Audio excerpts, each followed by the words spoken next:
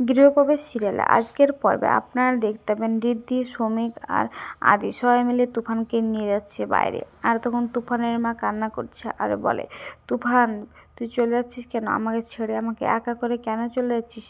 আমাকে নিয়ে যা সঙ্গে করে, এসব বলে আর কান্নাকাটি করতে থাকে। তখন শুভ বলে, দেবিকা কাকিমা নিজেকে আপনি সামলান, এসব কথা বলে। তখন ঋদ্ধি আর ওরা সবাই বাড়ি থেকে বেরিয়ে নিয়ে চলে যায়।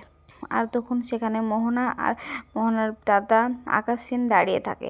আর ওরা চলে গেলে তখন শুভ বলে মোহনাকে, মোহনা তুমি ভুলে যেও না যে কি তুমি সব কিছু পার পেয়ে গেলে। আমি তোমাকে যতদিন না শাস্তি দিতে পারছি ততদিন আমার শান্তি নেই, এটাই আমার সবার আগে লক্ষ্য।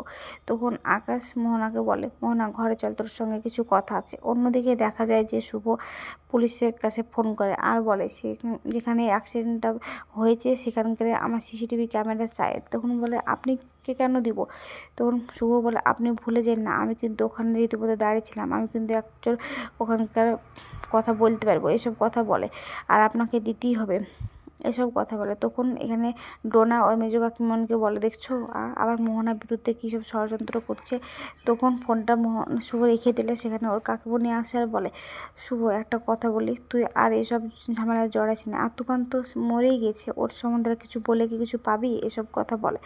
তখন বলে যে কি শোনো, ও তো এ বাড়ির ছেলে ছিল আর আমি ওর কথা ভাববো না? তখন বলে, তুই তোর পেটে বাচ্চাটার কথা ভাব, সবসময় ওর কথা ভাববো না বলে ভাবলে হবে, তুই নিজের খেয়াল রাখ। তখন বলে, আমি একজন মা হয়ে আর একটা মায়ের কোল থেকে খালি হয়ে গেছে, আমি তার মনের কথা ভাববো না? আমি অবশ্যই ভাববো, তুমি চিন্তা করো না, বলে সেখান থেকে চলে যায়। তখন ডোনা ওর কাকিমণিকে বলে, দেখো রক্তের কথা আগে ভাবো, তোমাদেরকে তো অনেকবার বোঝানো হলো, তোমরা তাও বুঝছো না, এসব বলে। অন্যদিকে আকাশ মোহনার ঘরে আসে আর মোহনাকে বলে, শোন তুই বারবার এরকম একটা কাণ্ড ঘটাবি আর আমি তোকে বাঁচাতে পারবো সেটা ভাবিস না, আমি কিন্তু সুপারম্যান না, আমি পারবো না বাঁচাতে, তুই ভালোভাবে এই বাড়িতে থাক। তখন বলে, আচ্ছা দাদা একটা কথা বল, আমি এই বাড়িতে লক্ষ্মী বৌমা হয়ে থাকার জন্য এই বাড়িতে বিয়ে করে এসেছি? আমি এই বাড়িতে এসেছি রিভেঞ্জ নেওয়ার জন্য, আমি যদি রিভেঞ্জই না নিই তাহলে আমি কী করে ওদের প্রতি প্রতিশোধ নেবো? তখন আকাশ বলে, শোন একটা কথা বলি, খুন করে মেরে ফেলে শুধু রিভেঞ্জ নেওয়া যায় না, এমন কিছু কর যে শুভলক্ষ্মী আর আদ্রিতে দুজনের ঝামেলা হয়, ওরা পাশাপাশি থাকলেও যেন ওদের দূরত্ব বজায় থাকে, ওরা যেন কেউ কাউকে সহ্য করতে পারে না, একে অপরকে খুব ঘৃণা করে, এসব বলে। তখন মোহনা বলে, একদম ঠিক বলেছিস দাদা, তুই কিন্তু সত্যিই ব্রিলিয়েন্ট, এসব বলে। তারপর কিছুদিন পর দেখা যায় যে সব কিছু বাড়ির স্বাভাবিক হয়ে গেলে শুভ ঠাকুরের সামনে পুজো দেয়। আর পুজো দেওয়া হয়ে গেলে তখন শুভ বলে কমলিকে, যে কমলি মায়ের জন্য পানি গরম কর, আমি মায়ের স্নান করাবো।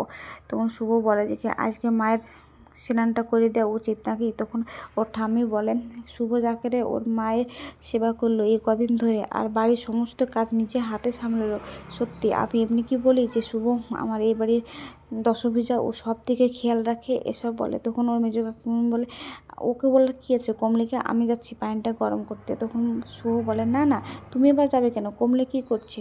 তখন বলে যে কেন, ও অফিসের কাজ বাড়ি এতগুলো মানুষের সব কিছু একলা সামলাতে পারবে? তখন শুভ বলে, হ্যাঁ ঠিকই বলেছো, আবার আজকে ইন্টারভিউ দিতে আসবে একটা ম্যানেজারের জন্য। তখন ঠাম্মি বলে, ম্যানেজারের জন্য মানে আবার নতুন করে ম্যানেজার কী হবে? তখন শুভ বলে, তোমাদের আশীর্বাদে আমার ব্যবসাটা একটু একটু করে বড় হচ্ছে, তো ভাবছি আমি একা সব কিছু সামলাতে পারছি না, তো ভাবছি একটা ম্যানেজার নেবো। তখন বলে, দেখ তোরা ভালো মন্দ বুঝবি, তুই আর আদি তো সব কিছু সামলাস। তখন বলে, হ্যাঁ ঠাম্মি, এসব বলে সেখান থেকে ওরা চলে যায়।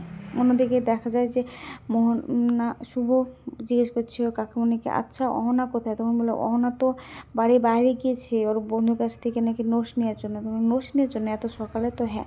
ঠিক তখনই অহনাকে দেখা যায় একটা রাস্তায় দাঁড়িয়ে আছে অভ্রর জন্য, আর বলছে অভ্র তো এখনও আসছে না, আমি কি করবো, ওকে সব কিছু আমাকে খুলে বলতে হবে। তখনই দেখা যায় যে অভ্র আসছে আর ও সামনে গিয়ে দাঁড়ায়, বলে অভ্র দাঁড়াও। তখন অভ্র থেমে বলে, আচ্ছা তুমি এখানে কী করছো? মাঝ রাস্তাতে অ্যাক্সিডেন্ট করার জন্য এসব করছো তুমি? তখন বলে যে কি আমার তোমার সঙ্গে অনেক কথা আছে, তুমি তো আমার সঙ্গে যোগাযোগই করো না, ফোনই করো না, আমি কী করে বলবো বলো? তখন অভ্র বলে, শোনো তোমার সঙ্গে আমার রিলেশনটা আর সামনের দিকে এগিয়ে নিয়ে যাওয়া হবে না, তাই বলছি এখানকারে তুমি থেমে যাও। বলে মোটরসাইকেলে যে চাপতে যাবে অমনি অহনা বলছে, আমি প্রেগনেন্ট, তোমার বাচ্চার মা। তখন বলে, তুমি প্রেগনেন্ট কিনা আমি জানি না, কিন্তু আমি বলছি যে এই বাচ্চা যে আমার সেটাও আমার কী গ্যারান্টি আছে? এসব বলে চলে যেতে যায়। তখন মোহনা ওকে জাপটে ধরলে ওকে এক ধাক্কা দেয়। তখন আকাশ সেন আসে আর ওকে ধরে ফেলে। আর তখনই তো অভ্রর কাছে আকাশ সেন যায় আর অভ্রকে এক চড় মারে। অন্যদিকে দেখা যায় যে শুভ একটা ঘরে রান্না করছে আর সেখানে দেবিকা যায় আর বলে, শুভ তোমাকে আমি কিছু হেল্প করতে পারি? তখন শুভ বলে, না না কাকিমা, এসব কিছু করতে হবে না, আমি সবটা দেখে নিচ্ছি। তখন দেবিকা গিয়ে বলে, একটা কথা বলবো তো, কি আমাকে যদি শ্রীমন্তীর দায়িত্বটা দিতে তাহলে খুব ভালো হতো। তখন বলে, না না আপনি কেন নেবেন, আমি আছি তো। তখন দেবিকা বলে, ভাবছো কি যে আমি কিছু করে ওকে মেরে ফেলবো, আমি এসব বলে। তখন বলে, না আমি এসব ভাবছি না, আপনি এক কাজ করুন, বাড়িতে থাকুন আর আস্তে আস্তে সব কিছু ঠিক হয়ে যাবে। এত তাড়াতাড়ি আপনাকে তো মেনে নেওয়া সবার পক্ষে সম্ভব না, কিন্তু একটা কথা দিচ্ছি, আমি থাকতে আপনাকে কেউ অপমান করবে না, এসব বলে। তখন বলে, ঠিক আছে। অন্যদিকে দেখা যায় যে কমলি অফিসে বসে থাকে আর সবাই আসে। তখন বলে, তোমরা এখানে সব কিছু বসো, শুভদি আর বড়বাবু আসছে আর এসে তোমাদের ইন্টারভিউ নেবে, তোমরা কিন্তু চুপচাপ থাকো। তখনই শুভ আর আদি আসে আর বলে, এই তো চলে এসেছে, ওদেরকে প্রণাম করো। তখন ওরা প্রণাম করতে আসলে আদি বলে, এসব কি করছো তোমরা? তখন কমলি বলে, কেন করবে না? তখন বলে, এসব করতে হবে না, আমরা ওই ঘরে বসছি, তুই একজন একজনকে পাঠাতো, ঠিক আছে বলে আদি আর শুভ সেখান থেকে চলে যায়। আর তখনই ওর মেজো কাকিমণি আসে আর কমলিকে বলে, তুই এখানে বসে বসে ফাঁকিবাজি করছিস আর ওদিকে কাজগুলা কে করবে? তখন বলে, আমি এখানে ফাঁকিবাজি করছি? আমি এখান থেকে দেখছো না এদিকে সামলাচ্ছি, তো তোকে এখানে সামলাতে হবে না, ওদের কাজ ওরা ঠিক বুঝে নেবে, তুই এখান থেকে যা। কমলি যেতে যাবে ঠিক ওখানকার কাঞ্চন মল্লিক আসে আর ওকে ধরে আর ওরা ভাবতে থাকে কিছু একটা, যে গান বাজানো হয়েছে এইসব ভাবতে ভাবতে কমলি ফেলে দেয় কাঞ্চন মল্লিককে আর পড়ে যায়। আগাম পর্বে দেখতে পাবেন যে মোহনা রান্নাঘরে গিয়েছে আর খাবারে যেন কি একটা মিশাচ্ছে আর সেটা কমলি খেয়াল করে। আর তখন বলে, মোহনা যেন কি একটা খাবারে মেশালো, আমাকে এখনই শুভদিকে বলতে হবে। আর শুভকে ডেকে নিয়ে আসে আর বলে, এখানে তো ছিল গো খাবারটা, ও কি মিশালো, তাহলে এখন কি হবে? তো আজকের পর্বটা কেমন হয়েছে, যদি ভালো লাগে তাহলে কমেন্ট, শেয়ার, সাবস্ক্রাইব করবেন। আর ফেসবুক থেকে দেখলে অবশ্যই